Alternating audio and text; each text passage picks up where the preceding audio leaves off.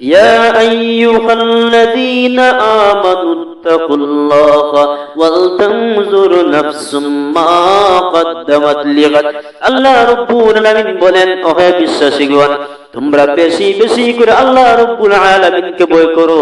ওয়ালতানজুর নাফসুম মা কদ্দামাত লিগাদিন, এবং তোমরা আখিরাতের সামান এবং তোমরা নফসের সাথে মুহাসিবা করো যে আখিরাতের সামান কতটুকু তৈয়ার করেছি। আল্লাহ তাআলা এর সিগন্যাল দিচ্ছেন, তোমরা আখিরাতের সামান তৈয়ার করো। এই চন্দ্রুজা জীবনের মধ্যে আল্লাহ রাব্বুল আলামিন আমাকে আপনাকে সকলকে আখিরাতের কিছু সামান সংগ্রহ করার জন্য মহান রব্বুল আলামিন পাঠিয়ে দিয়েছেন। কিন্তু দেখা যায় এই আখিরাতের সামান সংগ্রহ করার মধ্যে মানুষ নাই। কেউ বা বালাখানা বানাবে, কেউ বা অট্টালিকা বানাবে, কেউ বা তার এই তিজারতের মধ্যে বৃদ্ধি করবে, কেউ বা দুনিয়াকে পাবে। এজন্য মানুষ সন্তানদেরকে দ্বীনের রাস্তায় না দিয়ে দুনিয়ার রাস্তায় বেশিরভাগই দেয়। শুধু তলবে দুনিয়া আর তলবে দুনিয়া, কিছুই বুঝো না। যদি বলি যে ভাই তুমি মৌতের সামান তৈয়ার করো, মরণকে ভয় করো, বলে না না না, আবু মরণের অনেক দেরি আছে, অনেক সময় আছে, যখন মরে যাব, যখন মরণের সময় ঘনিয়ে আসবে তখন সামান তৈয়ার করে নিব। আরে বেওকুফের গোষ্ঠী, আমি বলি এদেরকে, একটা কুয়া যদি আপনি করে আগুন লাগার পরে খনন করতে যান, যে আমি কুয়ার ভিতর থেকে পানি উঠবে আর কুয়ার ভিতর থেকে পানি আনবো, জল আনবো, তারপরে ঘরের মধ্যে দিব আর আগুন নিভে যাবে, এটাও যেমন পশ্চিম কালেও সম্ভব না, এই কথাও সম্ভব না। মৃত্যু আসবে আর মৃত্যুর সামান তৈয়ার করে কবরের মধ্যে চলে যাব, এটাও তেমন ভাবে সম্ভব হবে না। সুতরাং মুসলমান, মৌতের আগে আগে মৌতের প্রস্তুতি আমাদেরকে নিতে হবে। এই প্রেক্ষাপটে ইমাম গাজ্জালী রাহমাতুল্লাহ আলাইহি, আরিফ বিল্লাহ মশহুর আলিম দ্বীন ইমাম গাজ্জালী রাহমাতুল্লাহ আলাইহি, তিনি তিনার বন্ধুর বাড়ির মধ্যে যাওয়ার জন্য প্রস্তুতি নিলেন। এক পর্যায়ে আরিফ বিল্লাহ হযরত ইমাম গাজ্জালী রাহমাতুল্লাহ আলাইহি বন্ধুর বাড়ির মধ্যে পৌঁছে গেলেন। এখনো পর্যন্ত বন্ধুর ঘরের ভিতরের মধ্যে প্রবেশ করেন নাই। ইমাম গাজ্জালী রাহমাতুল্লাহ আলাইহি শুনতে পেলেন বন্ধুর ঘরের ভিতর থেকে আওয়াজ আসছে, আমার ডাল দাও, তলোয়ার দাও, আমার জোড়া দাও, আমার গুড়াটা তৈয়ার করো, আমার নতুন পোশাক দাও, আমার পাগড়িটা দাও। এভাবে করে করে ইমাম গাজ্জালী রাহমাতুল্লাহ আলাইহি সমস্ত ঘরের মানুষদেরকে পরিশান করে দিয়েছেন। ইমাম গাজ্জালী রাহমাতুল্লাহ আলাইহির বন্ধু সমস্ত ঘরের মানুষদেরকে পরিশান করে দিয়েছেন। এবার ইমাম গাজ্জালী রাহমাতুল্লাহ আলাইহি যখনই মাত্র ঘরের ভিতরে প্রবেশ করার পরে বললেন, কি ব্যাপার, এত অস্থির কেন, কোথায় যাবেন? সমস্ত ঘরের মানুষদেরকে পরিশান করে দিলেন। ইমাম গাজ্জালী রাহমাতুল্লাহ আলাইহির বন্ধু জবাব দিলেন, সময়ের বাদশার পক্ষ থেকে, খলিফার পক্ষ থেকে আমার কাছে দাওয়াত তুমি এসেছি, আমাকে শাহী দরবারের মধ্যে হাজিরি দিতে হবে। এজন্য আমি সুন্দর করে সাজসজ্জা করে নিজেকে উপস্থাপন করে চলে যাই। বাদশার যদি আমাকে ভালো লেগে যায় তাহলে আমি বাদশার নৈকট্য হাসিল করে ফেলবো, আর বাদশার নৈকট্য যদি হাসিল করে ফেলি তাহলে দুনিয়ার জীবনটা আমার সুন্দর হয়ে যাবে। এই কথা শুধুমাত্র আল্লাহর ওলি ইমাম গাজ্জালী রাহমাতুল্লাহ আলাইহির চক্ষু থেকে দর দর দর দর করে চোখের পানি জমিনের মধ্যে পড়ে যায়। ইমাম গাজ্জালী রাহমাতুল্লাহ আলাইহি কান্নাকাটি শুরু করে দিলেন। আর ইমাম গাজ্জালী রাহমাতুল্লাহ আলাইহি যখন কান্না করেন তখন তিনার বন্ধুর সমস্ত ফ্যামিলিবাসী হতাশ হয়ে গেলেন। জিজ্ঞাসা করেন, কি ব্যাপার হযরত, কিসের জন্য কান্না করো? আমরা কি আপনার সাথে কোনো খারাপ আচরণ করেছি? ইমাম গাজ্জালী রাহমাতুল্লাহ আলাইহির বন্ধু জিজ্ঞাসা করলেন, হযরত কেন কান্না করেন? আমরা কি আপনার সাথে খারাপ আচরণ করেছি? আমরা হয়তো আপনার সাথে বেয়াদবি করে ফেলেছি, মেহেরবানি করে মাফ করে দাও। ইমাম গাজ্জালী রাহমাতুল্লাহ আলাইহি বললেন, এজন্য কান্না করি না, কান্না করে এই জন্য, সাধারণ দুনিয়ার একটা বাদশার দরবারের মধ্যে যাবেন, দুনিয়ার বাদশার দরবার হতেও পারে না হতে পারে, কোন সমস্যার কারণে এই বাদশার দরবারটা সামনের দিকেও আসতে পারে, পিছনের দিকেও যাইতে পারে। বাদশার দরবারের মধ্যে যাওয়ার জন্য প্রস্তুতি, কিন্তু আমার বড় ভয় লাগে যেদিন শাহানশাহ আদিলের পক্ষ থেকে বাদশাদের বাদশা যিনি, মালিকদের মালিক যিনি, ওই রব্বুল আলামিনের পক্ষ থেকে যেদিন মালাকুল মউত হযরতে আজরাইল আলাইহিস সালাম, মৃত্যুর ফেরেশতা সেই মৃত্যুর দাওয়াত নমানিয়া বন্ধুরে তোমার দরওয়াজার মধ্যে চলে আসবে। ওই আল্লাহ রাব্বুল আলামিনের সামনে দাঁড়ানোর সামান কতটুকু তৈয়ার করেছো? তোমার বাদশার দরবার, দুনিয়ার বাদশার দরবার সামনের দিকেও আসতে পারে, পিছনের দিকেও যাইতে পারে। কোন সমস্যার কারণে তোমার দুনিয়ার বাদশার দরবার নাও হতে পারে, কিন্তু আল্লাহ রাব্বুল আলামিন বলেন ফাইযা জাআ আজালুহুম লা ইস্তাখিরুনা সাআতাও ওয়া লা ইস্তাকদিমুন। মরণের কণ্ঠির মধ্যে যেদিন বাড়ি পড়ে যাবে, এক মুহূর্ত সময় তোমাকে দেওয়া হবে না। তোমার এই সময়টা এক মুহূর্ত সময় সামনের দিকেও আসবে না, পিছনের দিকেও যাবে না। সঠিক সময়ের ভিতরে বান্দা তোমার পরাণটাকে উড়াল দিয়ে বেরিয়ে যাবে, সঠিক সময় জীবন চলে যাবে। সুতরাং ওই বাদশাহ শাহান থেকে আদিলের সামনে যাওয়ার সামান তৈরি করো। এই দাওয়াতনামাটা অনেক বড় একটা দরবারে যাওয়ার, এই দাওয়াতনামার পরে আপনাকে ময়দানে হাসরের মধ্যে হাজির হতে হবে এবং জীবনের মধ্যে কি করেছেন না করেছেন ওগুলির জবাব দিতে হবে, হিসাব দিতে হবে। যদি আপনি আখিরাতের সামান নিয়ে চলে যান তাহলে কি হবে? আপনার সামনে ভালো ফল হবে। আপনার আল্লাহ রাব্বুল আলামিনের সামনে দাঁড়ানোর সময় আপনাকে লজ্জিত হতে হবে না। অন্যথায় আপনি অল্প দিনের দুনিয়া দিয়ে চিরস্থায়ী আখিরাতকে বরবাদ করে ফেলবেন। সম্মানিত উপস্থিতি, মরণ থেকে পালানো যায় না।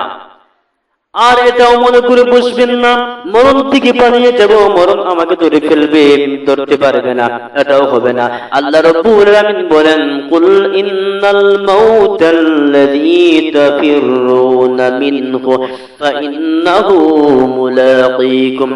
আল্লাহ রাব্বুল আলামিন বলেন, আল্লাহ তাআলা বলেন মরণ থেকে পালানোর জন্য যতদূর যাও না কেন, মরণ থেকে পালানোর জন্য ৭০,০০০ পর্দার ভিতরে ঢুকো না কেন বান্দারে, সঠিক সময়ে বান্দা ফাইন্নাহু মুলাকীকুম, মরণ এক সময় তোমার সাথে মুলাকাত করে ফেলবে। হঠাৎ করে মনে পড়ে গেল সেই স্বৈরাচার বাদশা ওয়াসিক বিল্লাহর কথা।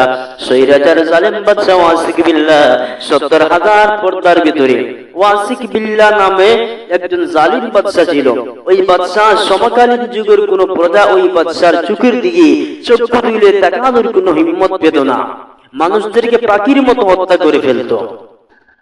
ওই বাদশা যখনই মাত্র ওই বাদশা সে মরণ থেকে পালানোর জন্য মিশর থেকে ওই রেশমের মাধ্যমে রেশম দিয়ে ৭০,০০০ পর্দা অর্ডার দিয়ে বানিয়ে আনলো।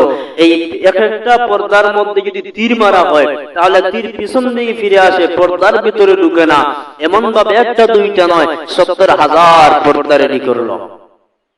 আর তার আব্বাসী রাজমহলটা ৭০,০০০ পর্দা দিয়ে রাখলো, যাতে করে মৃত্যুর ফেরেশতা হযরতে মালাকুল মউত ওই স্বৈরাচার বাদশা ওয়াসিক বিল্লাহর কাছে এসে পৌঁছতে না পারেন। আল্লাহ রাব্বুল আলামিন যখন মাত্র হুকুম দিলেন, ওই বাদশার যখন হায়াতের দিন গনিয়ে গেল, শেষ হয়ে গেল, আল্লাহ তাআলা বললেন মালাকুল মউত আজরাইল চলে যাও, ওই বাদশা ওয়াসিক বিল্লাহর ৭০,০০০ পর্দা লাথি মেরে ভাঙচুর করে জালিম বাদশার রূহটা তুমি কবজা করে নিয়ে আসো।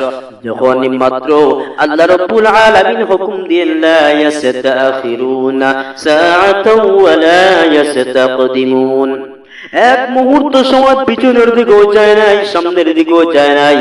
সঠিক সময়ের মধ্যে হযরত মালাকুল মউত আজরাইল আলাইহিস সালাম লাথি মেরে ভাঙচুর করে ৭০,০০০ পর্দা ভাঙচুর করে বাদশা ওয়াসিক বিল্লাহর সামনে উপস্থিত।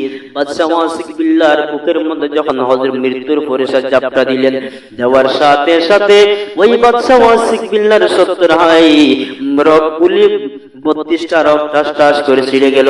বাদশা ওয়াসিক বিল্লাহকে যখন ইন্তেকাল করে ফেললো, তার সমস্ত ওই রাজপ্রাসাদের মানুষেরা মিলে তাকে সাদা ধবধবে কাপড়ের নিচের মধ্যে, সাদা কাপড়ের নিচে তাকে ডেকে রাখা হলো। হঠাৎ করে কেউ একজন তাকাইয়া দেখে বাদশা ওয়াসিক বিল্লাহর চোখের নিচে, চোখের জায়গার মধ্যে সাদা কাপড়ের নিচে নড়াচড়া দেখা যায়। এবার বাদশা ওয়াসিক বিল্লাহর এই নড়াচড়া দেখার পরে মানুষকে অবাক হয়ে গেল, কি ব্যাপার? যখন মাত্র ওই বাদশা ওয়াসিক বিল্লাহর চক্ষু থেকে সাদা কাপড়ের কাপড় সরিয়ে দেওয়া হলো, দেখা যায় বাদশা ওয়াসিক বিল্লাহর ক্ষমতাশীল প্রভাবশালী দুইটা চক্ষু, যে চোখের দিকে সমকালীন যুগের কোন প্রজা তাকানোর হিম্মত পায় নাই, ওই দুইটা চক্ষুকে একটা ছোট্ট মোট্ট ইঁদুর এসে খেয়ে ফেলে গিয়েছে।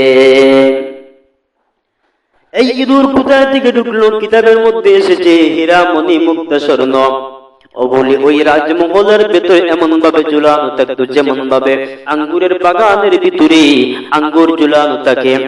ওই রাজমহলের ভিতরে একটা পিঁপড়া পর্যন্ত প্রবেশ করা মুশকিল, কিন্তু ওই রাজমহলের ভিতরে ইঁদুর কোথায় থেকে ঢুকে যায়? আল্লাহ রাব্বুল আলামিন দুনিয়ার মজলুমদেরকে দেখিয়ে দিলেন, দেখো আমার মজলুম বান্দা বান্দিরা, তোমরা দেখো, তোমরা যে বাদশার দিকে চক্ষু তুলে তাকানোর হিম্মত পাও নাই, আমি আল্লাহ রাব্বুল আলামিন তাকে শায়েস্তা করার জন্য আমি রব্বুল আলামিন কোন ধরনের কোন উঁচু পর্যায়ের সেনাবাহিনী ব্যবহার করি নাই, আমি রব্বুল আলামিন কোন অ্যাটম বোমা ব্যবহার করি নাই, আমি আল্লাহ রব্বুল আলামিন সামান্য ছোট্ট মধ্যে একটা ইঁদুরের মাধ্যমে আমি আল্লাহ দেখিয়ে দিলাম। ওই বাদশাকে শায়েস্তা করতে আমি আল্লাহর বড় ধরনের কোন নেতা নেত্রী লাগে না, কোন পারমাণবিক অস্ত্র লাগে না, আমি আল্লাহ তাআলা ছোট্ট একটা ইঁদুরই যথেষ্ট। আর এটাও মনে রাখো দুনিয়া ভালো, তোমরা যে বাদশার দিকে চক্ষু তুলে তাকানোর হিম্মত পেতে না, ওই বাদশা সাথে দুনিয়ার জমিনে আমি আল্লাহ এমন আচরণ যদি করলাম, কবরের মধ্যে তার সাথে কিরূপ আচরণ করা হবে। সম্মানিত উপস্থিতি, कैसे कैसे ताजदार रानियां शहजादिया तन बदन सब गल गई है, शक्ल सूरत क्या हुई। कैसे कैसे ताजदार रानियां शहजादिया तन बदन सब गल गई है, शक्ल सूरत क्या हुई। এই পৃথিবীর মধ্যে কত রানী মহারানী শাহান শাহজাদিরা ছিল যারা জীবনে মরবে এটাও কল্পনা করে নাই। তারা পৃথিবীর মধ্যে তাদের এত দামি দামি পোশাক ছিল, তাদের মরণের কোনো টেনশন ছিল না। ওই রানী মহারানীদের আজকে কোথায় রূপ সুন্দর সবগুলি শেষ হয়ে গেল, আজকে তাদের চেহারা সকল সুরত সব কিছু নষ্ট হয়ে গেল। এমন তো সৈরাতের আছে, ওগুলি পৃথিবীর ইতিহাসের মধ্যে তাদের কোনো পরিচয় নাই, তাদের কবরটা পর্যন্ত কোথায় আছে পৃথিবীর কেউ এটা জানে না। দুনিয়ার ইতিহাস থেকে আল্লাহ একদম আল্লাহ রাব্বুল আলামিন নাসিয়া মানসিয়া করে তাদের নাম নিশানা শেষ করে আল্লাহ তাআলা দিয়েছেন। সুতরাং মেরে মুহতারাম দোস্ত বুজুর্গ আর আজিজো, আল্লাহর কাছে তওবা করো, মরণের পেহলে মরণের আগে আগে মরণের সামান তৈয়ার করে কবর দেশের যাত্রী হয়ে যাও। ইয়া আইয়ুহাল্লাযীনা আমানুত্তাকুল্লাহা ওয়াল তানজুর নাফসুম মা কদ্দামাত লিগাদ। আল্লাহ রাব্বুল আলামিন বলেন, ওহে বিশ্বাসীগণ, তোমরা বেশি বেশি করে আল্লাহ রাব্বুল আলামিনকে ভয় করো। ওয়াল তানজুর নাফসুম মা কদ্দামাত লিগাদিন, এবং তোমরা আখিরাতের সামান এবং তোমরা নফসের সাথে মুহাসিবা করো যে আখিরাতের সামান কতটুকু তৈয়ার করেছি। আল্লাহ তাআলা এর সিগন্যাল দিচ্ছেন, তোমরা আখিরাতের সামান তৈয়ার করো। এই চন্দ্রজা জীবনের মধ্যে আল্লাহ রাব্বুল আলামিন আমাকে আপনাকে সকলকে আখিরাতের কিছু সামান সংগ্রহ করার জন্য মহান রব্বুল আলামিন পাঠিয়ে দিয়েছেন। কিন্তু দেখা যায় এই আখিরাতের সামান সংগ্রহ করার মধ্যে মানুষ নাই। কেউ বা বালাখানা বানাবে, কেউ বা অট্টালিকা বানাবে, কেউ বা তার এই তিজারতের মধ্যে বৃদ্ধি করবে, কেউ বা দুনিয়াকে পাবে। এজন্য মানুষ সন্তানদেরকে দ্বীনের রাস্তায় না দিয়ে দুনিয়ার রাস্তায় বেশিরভাগই দেয়, শুধু তলবে দুনিয়া।